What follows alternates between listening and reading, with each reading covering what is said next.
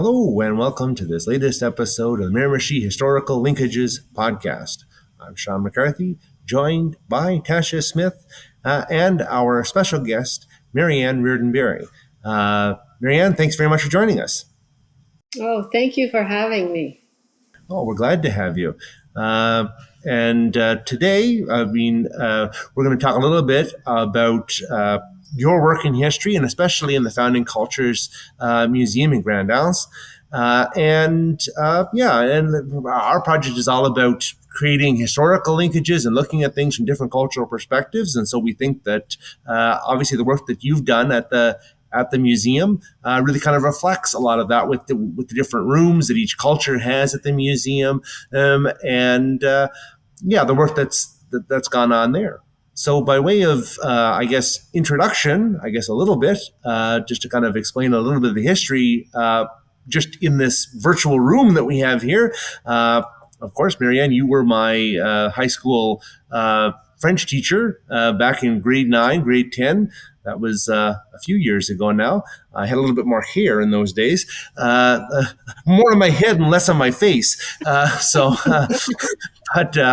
yeah, and I remember, I think it was in grade 10, when we all got on the bus and we headed up to the Acadian Peninsula, and you talked quite a bit about your home in Pokeshaw and a lot of the history of that community, which of course we did not know at that time. So you've been involved with the history of the region for some time. So maybe that's a good stepping off point to kind of talk about the work that you've done and the history of the community.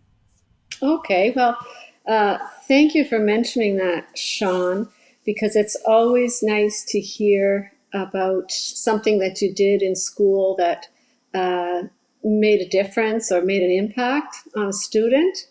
And you certainly were a wonderful student. So I'm sure that you took in everything that there was to take in on that field trip. So let's just look at the map here for a moment. This is northern New Brunswick, and Bathurst is at my pencil, and Miscou Island is over here. So about halfway there is a community called Pokeshaw, and this community is called Pokeshaw by the Mi'kmaq people, who were seasonal dwellers here. And Pokeshaw means a hole in a long, narrow stone. And that reflects the shoreline here, the island, or really it's a sea stack, that came apart from the shoreline because of the winds and the water breaking away, making holes in the cliff, and it's appeared there. Now there's a second sea stack here, and it broke away. We used to go through it like a cave and to go to Susie Cowie's beach when I was a child. And it broke away when I was at university. So that was in 1977 or 76. And if you were to see it today, you wouldn't believe the amount of erosion that has happened because the sea stack is quite a distance from the cliff at Pokeshaw Park. But anyway, going back to Pokeshaw. Pokeshaw was a very interesting community in that the settlers who were here were of Irish descent. They spoke English, and they were Catholic.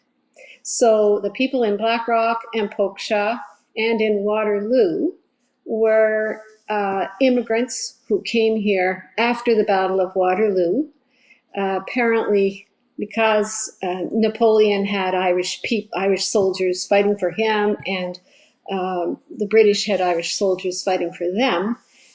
During the Napoleonic Wars, when the war finished at the Battle of Waterloo, some of the soldiers who were Irish didn't have any means of getting paid by the British government. So they were told that they could settle in some of the British North American colonies. So they ended up coming to Grand Anse, which is just below Grand Anse that we know now, in a place that's also called Blue Cove or Onze Bleu or Ferguson Beach, Lobster Beach. There's a few different little names there. But now it all goes by Blue Cove. But there was quite a little settlement there, about 10 lots of Irish people, all Roman Catholic. There was a school, and there was the people, their neighbors in Ireland came to New Brunswick and settled in Poksha and Black Rock. They married with the Waterloo people. The name Waterloo exists no more. It's a disbanded community. It's been taken in by Onze Bleu. And the people from Poksha to Salmon Beach were all Irish roots and Protestant religions. So there were several little Protestant churches dotted along the coast here towards Bathurst. So I always wondered, why are we here? Before I knew about how our people got here, because my father always said that we came from Bandon, Ireland, in County Cork. And this parish is called New Bandon, and there's a little community next to us called New Bandon. And of course, that is where the Protestant Irish people settled. And there were Catholics and Protestants up there, but up until you get to about Salmon Beach. So it was always, how did this all happen? It was kind of a question. So now that's how it all happened. And so we grew up here, and we were always interested in our heritage because the communities were very close knit, and many of the people were related. And in fact, today, this is June 2023, and tomorrow we have a lobster dinner at our local hall, our recreation center. And so, I baked 2 pies this morning, and everybody is involved. And the community now has a lot of Acadians. People are married in with the Acadians. There are German people here. There's a Belgian couple. There's someone from Montreal moved in. There are lots of different people here. But when I retired from teaching in Miramichi and came back, I thought that we should have our history told because, well, first of all, it was to find out what our history was, and then we should tell people about it because it's ours and we want to share it. So at the beginning, I met with a little bit of hesitation from some people because they didn't want to offend the Acadians. Now, in this part of the North Shore, many people are of Acadian descent, and they've come a long ways in making their stand in New Brunswick. And they're not the only ones that settled here. So people thought, well, maybe we will be offending them by putting our history out. And I thought, well, are they offending us by teaching us about their history? No, it's a learning experience for everyone. So the first thing that I did, I was always very interested in genealogy. And so along with that came the history. And the first thing I did when I retired and came up here to resettle where I was born was make a little history brochure. And it includes the cultures here. So we've got the Mi'kmaq flag, the Scottish, the Irish, the French, and the British, the St. George English flag. So, and of course, Canada and New Brunswick. So it kind of shows all of the different cultures that were the founding cultures in this region of the province. And that I'll bring that in with the Founding Cultures Museum in a moment, tie that in. So anyway, I made this, and the local recreation council published it, and we had it ready for a come home reunion in 2017, where we got many people of the diaspora of Poksha to come back and to reunite. It was around that time that the Pope's Museum in Grand Anse was becoming a little bit stale. The exhibits had not changed for many years. It had been a Pope's Museum for a long time.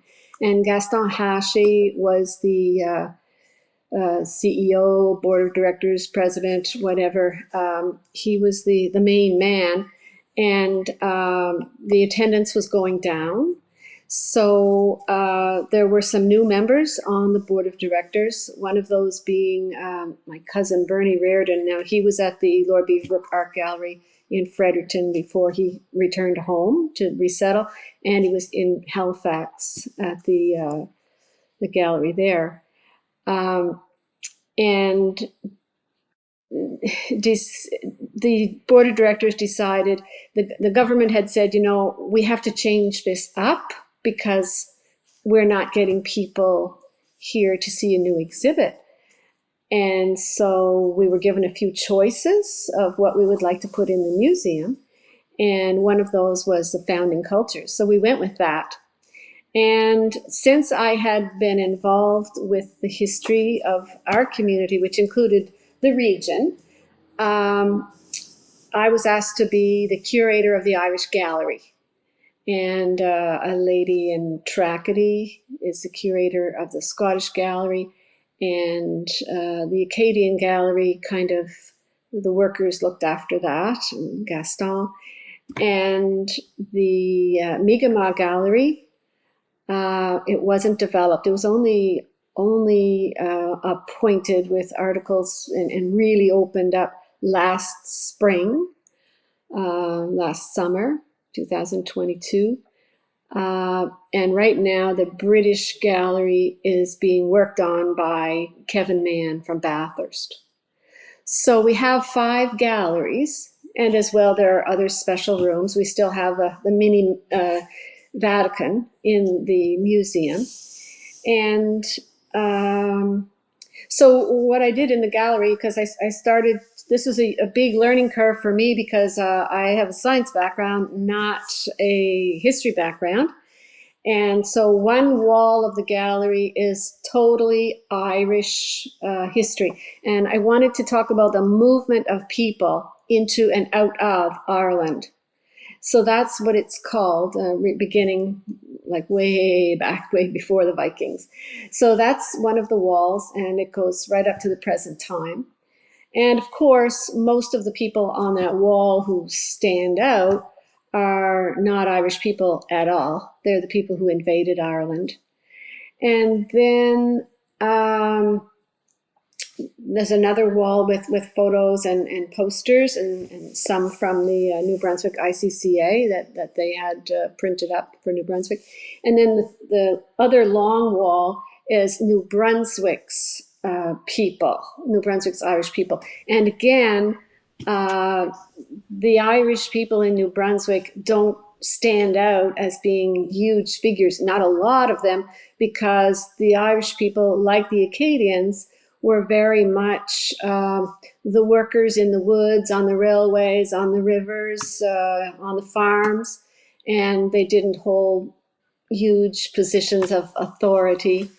And so anyway, I'm still working on that wall, actually, but it's been a big learning process for me.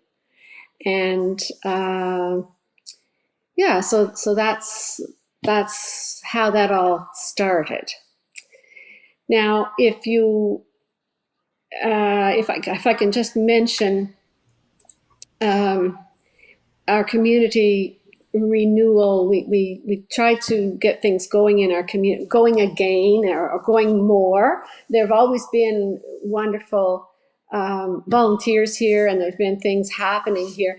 But about 2017, several people have moved back and have cottages or built a permanent home. So we kind of became a little bit more active. And the government, the Department of Tourism, Heritage and Culture, put in stakes in our local park, survey stakes. And, we saw them, and the park and the beach used to be owned by private landowners, Johnny Coombs and Pearl Driscoll. And they sold that land to the government in the late 60s and 70s. And so the community leases the park and the beach from the government of New Brunswick. It's not a provincial park, but we lease the park, we run the park. The people who have been here, lived here for the last 40 years, 50 years, they have had student workers in the summertime and been keeping the beach clean and the park presentable and so on. But the government decided to come and create a Vista project, one of, I think, 14 or 15 projects around New Brunswick. And that was in 2018, I believe. And so a lot of us were wondering what's going on at our park.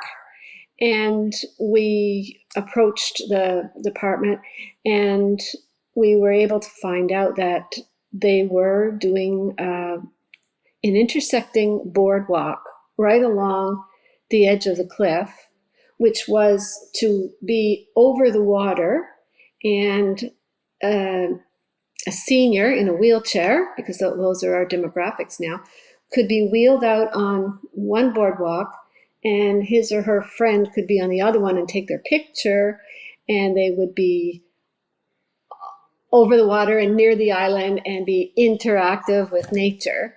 So we said, well, could we be involved with this a little bit, since we're the ones who look after the park, and we'd like to know a little bit about it. The Department of Tourism, Heritage and Culture was a little reluctant to have us get involved because they had already had the plan done up, and a company in Fredericton had designed the work to be done, etc. But when they came and met with us at the Recreation Council level, they saw that we were all very interested and very willing to help out, and we wanted to make something of our community, and or make more, I should say. So anyway, 3 of us got on a little committee for a new washroom because all we had was 2 outhouses at the park. And we said, if you're bringing seniors here, they will need a washroom that's presentable as well as everyone else. So we were able to build a brand new washroom, a very nice washroom. And so I asked the people that I was the liaison person with this Vista project. And by the way, our project was the first one to be started in New Brunswick. So there was a change of government and the other projects were all annulled. One of those was in Douglastown at the Rankin School. Yeah, so that was, I know they've done work there, but I don't think that it's to the extent that the Department of Tourism wanted. So anyway, we saw all the beautiful projects that were going to happen around the province, but they were supposed to be projects that would just stand alone. And I think the government realized that you can't just put a $360 million project in place and expect it to stand alone. So we had the washroom, and then I said, now this is heritage and culture. What does this Vista project, ours was the first one to start. We were the guinea pigs in the province, and they started it, so they had to continue it, they had to finish it. And then the others were all scrapped, but we were lucky, I guess. And so I said, what does this have to do with heritage and culture? And they said, well, nothing. And I said, well, I've done a lot of history research, and would you mind if we were able to tell our story of our people in the park? So they said, well, sure. So I made up some panels, and the Recreation Council was in favor. First of all, we have a welcoming panel, and it looks a little like this. So it says, welcome in Mi'kmaq, Pugilasi, and Falcha in Irish, and you are welcome, and vous êtes bienvenue in English and French. And then we have the rest of our information there. So that meets you at the park gate and at the beach gate. And then the next one that I had designed by Impressions in Bathurst was this one here. And it talks about the Jacques Cartier coming in 1534 and about the Mi'kmaq people who were here first, and so on and so forth. And it has a picture of the Logie lobster cannery on the beach, because this was one of the sites of the Logie, W.S. Logie lobster business.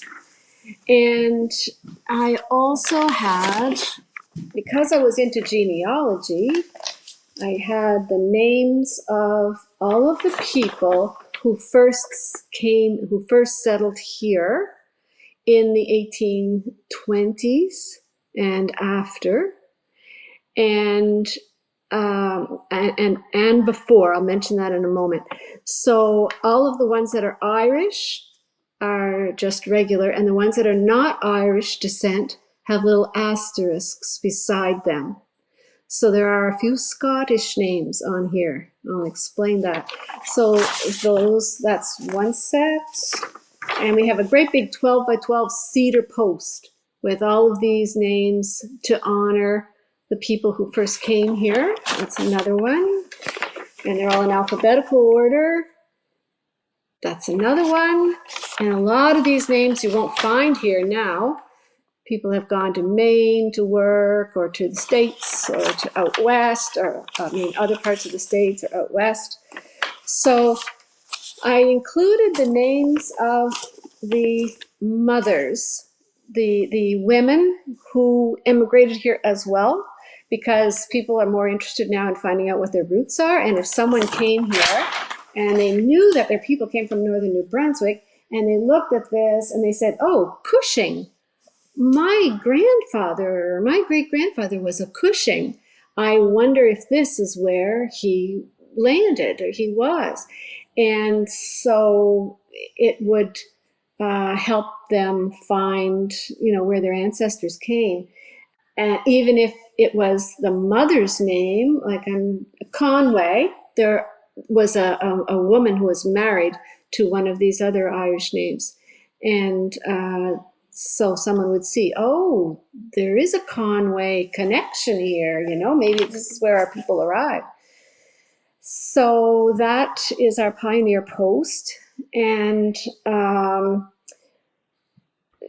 speaking about arriving, we do have a Miramichi connection of people who arrived here, and that was in 1822, a Mary Ann Harley. She was a sister to John Harley, who worked at the Russell on Beaubear Island. And so there's an article in the archives in Fredericton. This Mary Ann Harley lived in Court McSherry, County Cork, and her father was a Presbyterian minister there, and he received a letter from one of his sons in the Miramichi in Newcastle, and it said, send Mary Ann over, there's a gentleman here that she could marry. His name is John Henry. And so she ended up coming over on the next ship, and she disembarked at Pockshaw, and for 3 days and 3 nights, she and her brother, who met her here, walked from Pockshaw to Newcastle with water and a compass. And she did marry John Henry in the Miramichi, and she did move to Portland, Maine when she was a senior, and to live with her daughters, to be taken care of by her daughters. And she wrote all of this to her granddaughter, explained it all to her granddaughter, and it was published in the Portland News. And so we know that a ship came in right here. Some came in down in Waterloo, in Ferguson Beach, and some came in Youghal, And one of those, of course, arrived at Kinsale, which is now called North Tettagush. And that's what I put on the map sign. The communities in Ireland, see, it's southwestern Ireland is where the people who from here arrived. A few people from the north of Ireland, but mostly from the southwest, County Cork, and they came to the northeast of New Brunswick. So the communities in County Cork are here, the communities where our people came from, Graignamanagh and Bellineen, Kilbrittain, Aviman, Timoleague, Dunmanway, etc. And this is the north coast here that has the Irish names of the communities that were called after Irish people. And it doesn't, like, there are some from Puckmush area, down around that area, because we know the Eliza Lydell arrived in Puckmush in 1847 during the famine, but our people were here before the famine.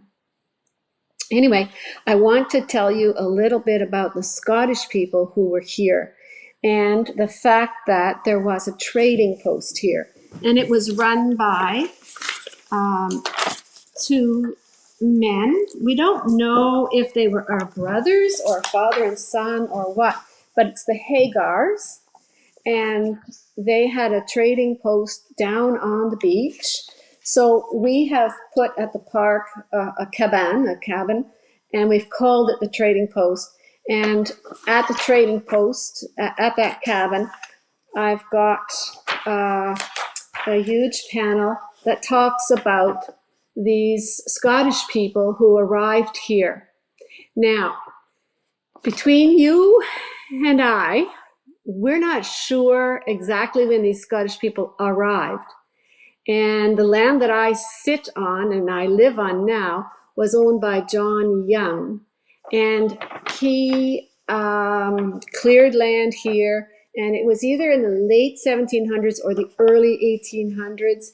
But by 1837, the Scottish had quite a hold on the land here. Now, they were Protestant and they were Scottish. So I went to the journey of learning all about the people who entered New Brunswick. And we made the panel so that it's interactive, so that people could learn about this trading post, which took items down from the Mi'kmaq people to the West Indies and then came back with goods for the people here. And I've made the poster with A, B, C, D, E, F, and G, which describes the Protestant people who emigrated into New Brunswick and the years that they emigrated. And it's up to the visitor to decide, were these Scottish people privateers, or were they planters? Were they United Empire Loyalists? Were they late Loyalists? Were they lumbermen from the Miramichi who came up? Were they disbanded soldiers after the War of 1812? Or were they immigrants? So it's kind of a learning lesson, but it leaves you with the idea that you can look for more, find out the answer as best you can. So that is about the Scottish people. Now, did they stay here? No. They moved on. In fact, the Kerrs ended up being in charge of the lighthouse in Caracat, and the Youngs were very influential. Some people ended up going to Toronto. There were Irish names along with them. Senat, there's a Frizzle, Caldwell. So there were names here. They never stayed here. So they came and they started to do business. There was a mill here. There was no, I don't think there was much farming at that time. I think it was only when the Irish came and settled that the farming started. But these Scottish people of course, we know that there was in Caracat and Tracadie Scottish people who went into the communities, and we know about the Caracat riot and so on down there, and the government in New Brunswick that tried to, control things in the peninsula.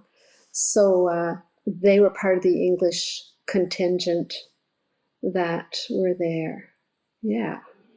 So now I'm trying to think, there was something else I wanted to explain before I stopped my little rant here. Just a few little items about the community. Since we've put up the panels, we've made rack cards, which we've taken around New Brunswick to advertise the beach and the park. And I do some school tours. 2 days ago, I had 2 grade 3 classes from Shippigan, Nonvolet, and the students were immensely interested, even at that age, because their teachers were supporting what I was saying, and saying, "What's la science humaine?" You learned about it. Was all in French, mind you, which my French is not the best, Sean, you might know, but but it was really inspiring to see the children. And the teacher said, "This is the best field trip I have ever been on." And on Monday, if the weather clears up, we are getting 2 classes from Terry Fox Elementary School in Bathurst. So, and we did some last summer. So another thing that's kind of put our history on the map, so to speak, is I got help from some of the Irish Canadian Cultural Association in Bathurst helped to fund one of the panels. The Scottish Association helped to fund one. The Schiller Tourism helped to fund some. The community has paid the brunt of it, and everyone in the community, has had a part of the park and the beach and the uptake, the upkeep and the hall, which we want to have renovated, and it's a great community effort. We even have an Irish flag at the park, which that's one of the first things people look at when they're driving by, and they say, "What's this all about?" It's very rare to see an Irish flag up on the North Shore. The Eliza Lydell play put on by the Maison Doucette Hennessy House in Bathurst, they combined with us in the ICCA, which I'm on the executive, to host that play last summer in, I think, 15 different places, one of them being Beaubear Island. And a lot of the Acadians learned that the story about the Irish orphans who arrived in Shippigan and who were adopted by the Acadian families. And that's why they have Irish roots. So that public process is a wonderful way to teach people about the Irish in the area. And then last year, we had the Amazing Race here. We were the pit stop for the Amazing Race in September 6th, 2022. It was a secret for almost 3 years because of COVID. I had been approached in December 2019, and confidentiality was utmost importance. So even people on our executive didn't know that it was coming, but it was something that couldn't be told. And I happened to be the person that they contacted. So, we had 1 million viewers nationally at the park. So last year, I put up a Mi'kmaq panel. I don't have it right here, but it talks about the crosses, the three crosses of the Mi'kmaq people, and how they represent, they don't represent religion, they represent the ships coming over the horizon. And we have the Pulamu there as their tattoo, and a few other, the four directions. And it was interesting because I had some of that information on my welcoming panel, and it was too much. It was too much information. So the Department of Heritage and Culture asked me to cut it back, and then they said, "Where are you getting this information about the Mi'kmaq people?" And I said, "Well, I'm going to Gilbert Sewell in Pabineau." And they said, "Well, I have history students here in Fredericton in the department, and they don't know anything of like what you're talking about." And I said, "Well, Gilbert Sewell is a mentor at University of Mount Allison, and he speaks Mi'kmaq. He lives in the area, and he's an elder, and I think that he's a really good source." So in the end, everything that he was able to tell me, I was able to put up, but on a different panel. And I was also questioned about the information on the maps panel, because a lot of the history students in Fredericton did not know about the oppression in Ireland. And so I was asked to show them my sources and where I got the information from. So I asked the lady, "Can you just give me 15 minutes?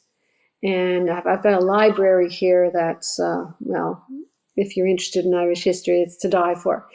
And so I went in and I opened up about 8 books to the pages that talk about 1171, 1169, when the British first put Irish off their land in Northern Ireland and started bringing Scottish people in. And I took photos of my books on the pages and underlined, highlighted, and I sent it back and I said, "Is this enough?" And she replied, "Yes, that's enough."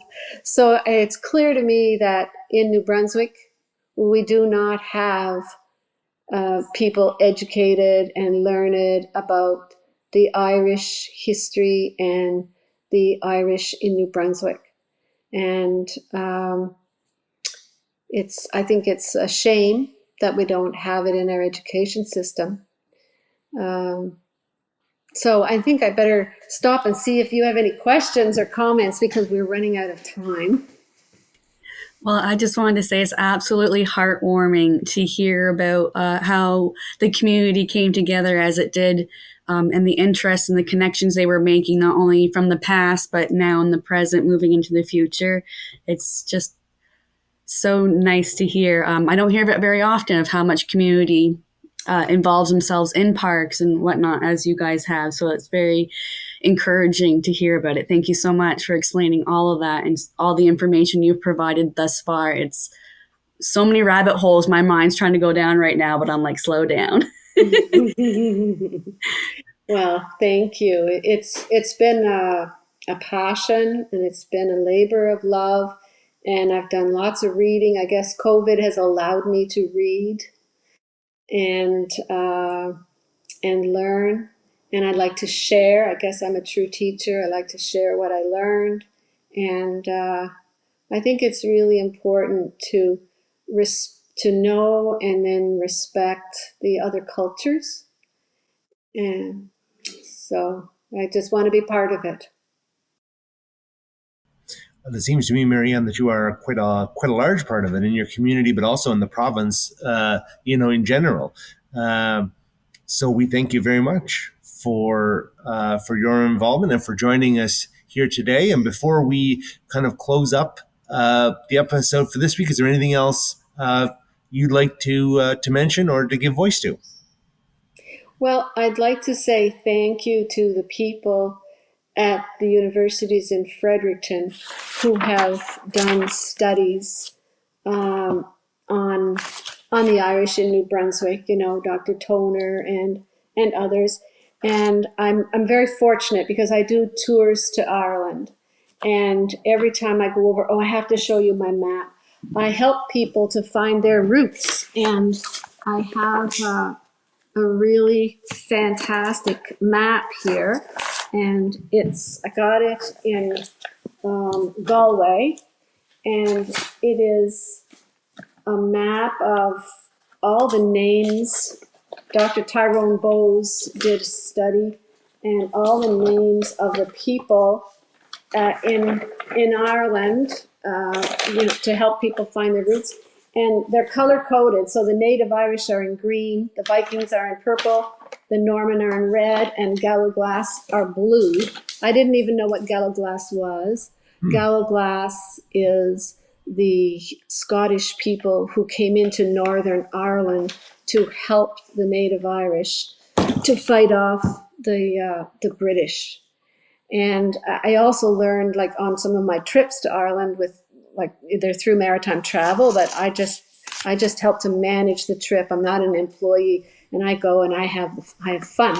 But in Belfast, I went to the PRONI, the Public Records of Northern Ireland office. And I also went to the Ulster Scots Museum and learned a lot about the Presbyterian people who were the first people in Ireland to say, we've had enough of this British dominance, we're leaving. And they went into the eastern states. And a lot of those people came into New Brunswick eventually, but it wasn't the Catholics. And I try to tell people that go on my trips, on my tours, it wasn't a religious, well, it was a religious thing. The religions were pitted against each other so that the government and so that powerful people like Oliver Cromwell could get what they wanted. And eventually it's the historians, it's the songwriters and the theater people and the novelists who, like W.B. Yeats, in that era, who helped Ireland to get its independence. Many, many, many of those people were non-Catholic, and they saw the hurts that the Irish people had and said, that's enough, and there are many statues in Ireland to non-Catholics because of their help to make Ireland independent and to become a republic on its own. And I don't think people realize that. I mean, growing up in a community that was right beside Protestant and Catholic, it was, you had to be careful back in the day. And it was, one of the students 2 days ago asked me how old I was. And I said, oh, how old do you think I am? And she said, 86. So I go way back. I wouldn't talk to her after that.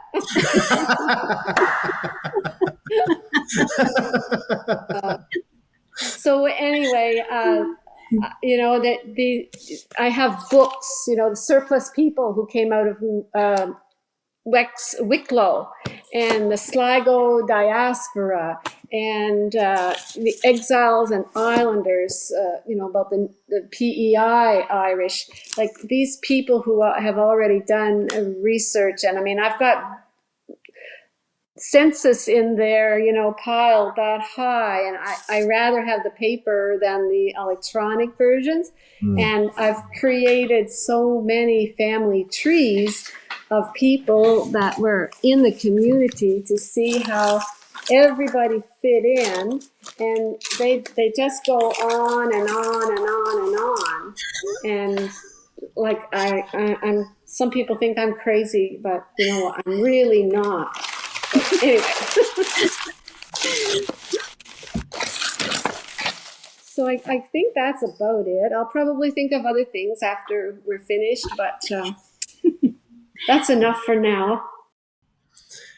Well, I tell you, Marianne, if you're crazy, you're in good company because I think we're crazy right along with you. So no worries there. The inmates are running the asylum on this show.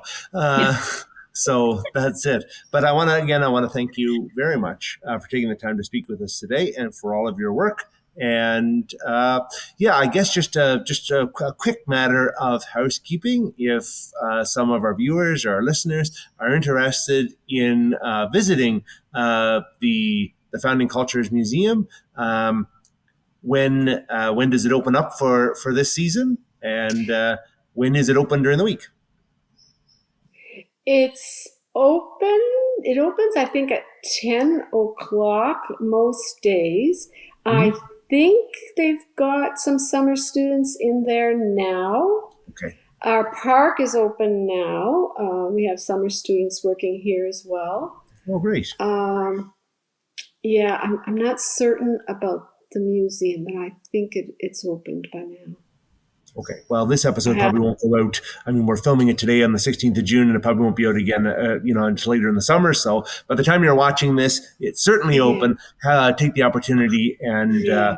head up and visit while you're in the area. It's a beautiful drive along the coast. I've made it a few times, and like I say, once again, Marianne, thanks so much, and thank all of you for watching. Thanks to Tasha for co-hosting with me once again this week. And we will see all of you out there in video and audio land once again in 2 weeks' time. All the best. Garav Mahagut. Thank you.